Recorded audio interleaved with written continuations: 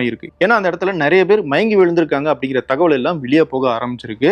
பல்வேறு மாவட்டங்கள், சுத்தி இருக்கிற நகரங்கள்ல இருந்து ஆம்புலன்ஸ்களை எல்லாம் ஒட்டுமொத்தமாக காவல்துறை வர வச்சிருக்காங்க. என்னடா இவ்வளவு ஆம்புலன்ஸ் வருது, ஆனா ஆம்புலன்ஸ்ல யாருமே ஆள் இல்லையே அப்படின்னு சொல்லி தவேகாவினர் அந்த ஆம்புலன்ஸ்கள் எல்லாம் தடுத்து நிறுத்தி சில ஆம்புலன்ஸ்க்கு மேல தாக்குதல் நடத்தியிருக்காங்க. அந்த ஆம்புலன்ஸ் டிரைவர்களையும் தாக்கியிருக்காங்க.